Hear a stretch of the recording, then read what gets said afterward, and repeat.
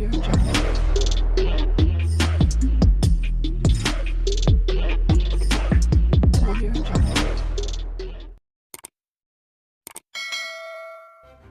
kasih kerana memilih channel ini. Sebelum kita mulakan video ini, sila pertimbangkan untuk menekan butang like, share dan subscribe dan aktifkan butang lonceng anda agar anda sentiasa mendapat info-info percuma pada setiap hari dari channel kami. Dan tinggalkan komen anda kerana komen anda amatlah dihargai.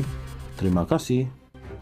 Pemerhati Hak Asasi Manusia atau Human Rights Watch (HRW) menggesa Perdana Menteri Datuk Seri Anwar Ibrahim dan pentadbirannya untuk komited kepada agenda menghormati hak dengan bertindak mengikut janji reformasinya.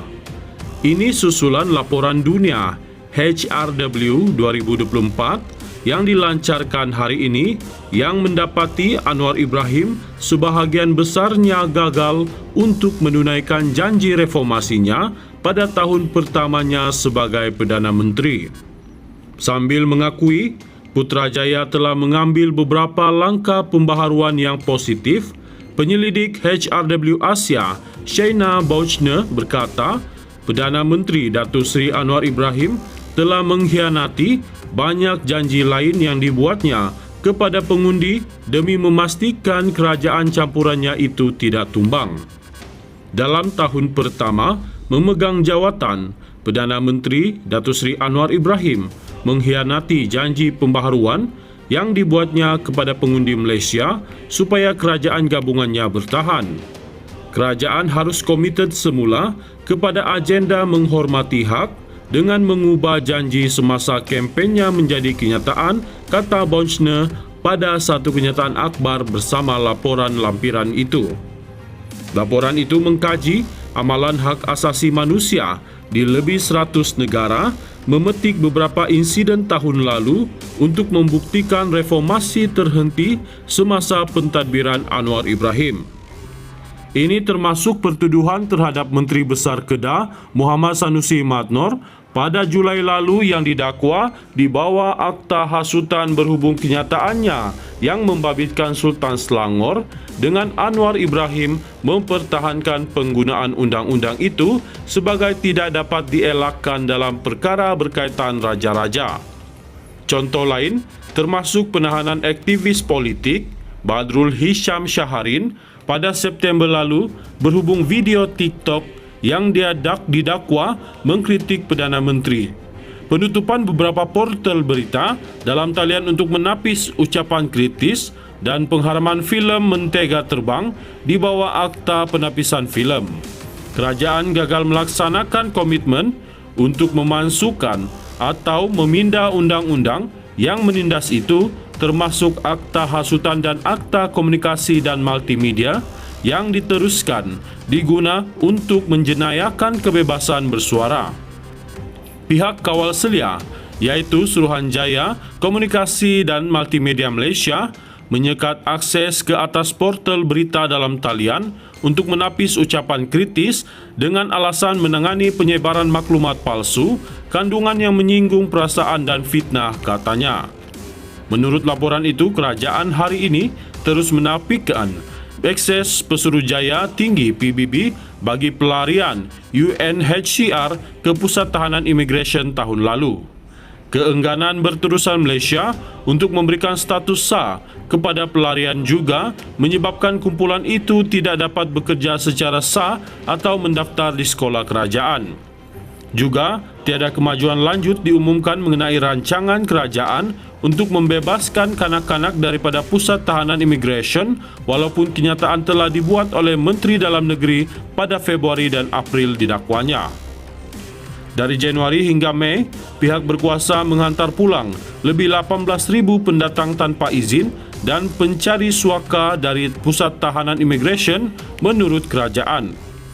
Pada Januari, pihak berkuasa telah menghantar pulang 114 warga Myanmar, termasuk kanak-kanak, tanpa memberi mereka peluang untuk memfailkan tuntutan suaka, suatu pelanggaran yang nyata terhadap larangan undang-undang antarabangsa dan memaksa pelarian pulang ke negara sedangkan kehidupan atau kebebasan mereka akan terancam.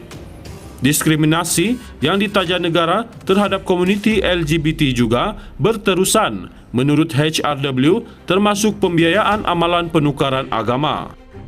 Organisasi itu menegaskan bahawa Anwar Ibrahim telah menolak idea bahawa golongan LGBT akan diiktiraf dan dilindungi di bawah kerajaannya, yang juga telah mengeluarkan larangan ke atas semua produk Swatch dengan penjenamaan LGBT dan merampas jam tangan dari kedai pada Mei.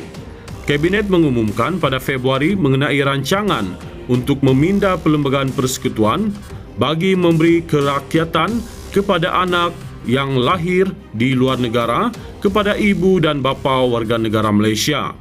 Bagaimanapun, pindaan kewarganegaraan itu juga mengandungi peruntukan yang akan mengekalkan kanak-kanak tanpa kerakyatan.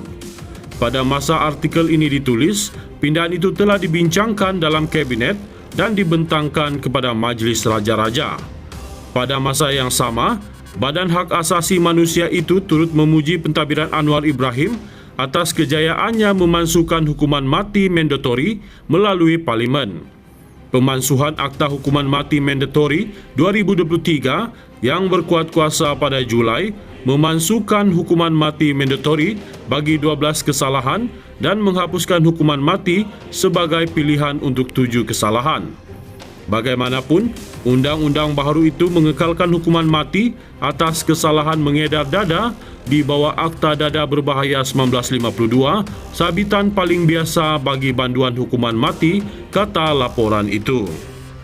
Pemerhati Hak Asasi Manusia atau Human Rights Watch HRW menggesa Perdana Menteri Datuk Seri Anwar Ibrahim dan pentadbirannya untuk komited kepada agenda menghormati hak dengan bertindak mengikut janji reformasinya. Ini susulan laporan dunia HRW 2024 yang dilancarkan hari ini yang mendapati Anwar Ibrahim sebahagian besarnya gagal untuk menunaikan janji reformasinya pada tahun pertamanya sebagai Perdana Menteri. Sambil mengakui Putrajaya telah mengambil beberapa langkah pembaharuan yang positif, penyelidik HRW Asia Shaina Bouchner berkata, Perdana Menteri Datuk Seri Anwar Ibrahim telah mengkhianati banyak janji lain yang dibuatnya kepada pengundi demi memastikan kerajaan campurannya itu tidak tumbang. Dalam tahun pertama memegang jawatan, Perdana Menteri Datuk Seri Anwar Ibrahim mengkhianati janji pembaharuan yang dibuatnya kepada pengundi Malaysia supaya kerajaan gabungannya bertahan. Kerajaan harus komited semula kepada agenda menghormati hak dengan mengubah janji semasa kempennya menjadi kenyataan, kata Bouchner pada satu kenyataan akhbar bersama laporan lampiran itu. Laporan itu mengkaji amalan hak asasi manusia di lebih 100 negara, memetik beberapa insiden tahun lalu untuk membuktikan reformasi terhenti semasa pentadbiran Anwar Ibrahim. Ini termasuk pertuduhan terhadap Menteri Besar Kedah Muhammad Sanusi Madnor pada Julai lalu yang didakwa di bawah Akta Hasutan berhubung kenyataannya yang membabitkan Sultan Selangor dengan Anwar Ibrahim mempertahankan penggunaan undang-undang itu sebagai tidak dapat dielakkan dalam perkara berkaitan raja-raja.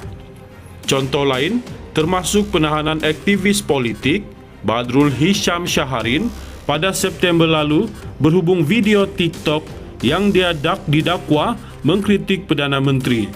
Penutupan beberapa portal berita dalam talian untuk menapis ucapan kritis dan pengharaman filem Mentega Terbang di bawah Akta Penapisan Filem.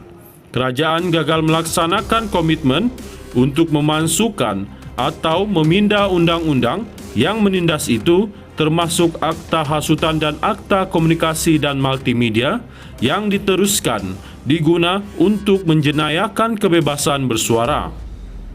Pihak kawal selia, iaitu Suruhanjaya Komunikasi dan Multimedia Malaysia, menyekat akses ke atas portal berita dalam talian untuk menapis ucapan kritis dengan alasan menangani penyebaran maklumat palsu, kandungan yang menyinggung perasaan dan fitnah, katanya. Menurut laporan itu, kerajaan hari ini terus menafikan akses Pesuruhjaya Tinggi PBB bagi pelarian UNHCR ke Pusat Tahanan Imigresen tahun lalu. Keengganan berterusan Malaysia untuk memberikan status sah kepada pelarian juga menyebabkan kumpulan itu tidak dapat bekerja secara sah atau mendaftar di sekolah kerajaan. Juga, tiada kemajuan lanjut diumumkan mengenai rancangan kerajaan untuk membebaskan kanak-kanak daripada Pusat Tahanan Imigresen walaupun kenyataan telah dibuat oleh Menteri Dalam Negeri pada Februari dan April didakwanya. Dari Januari hingga Mei, pihak berkuasa menghantar pulang lebih 18,000 pendatang tanpa izin dan pencari suaka dari Pusat Tahanan Imigresen menurut kerajaan.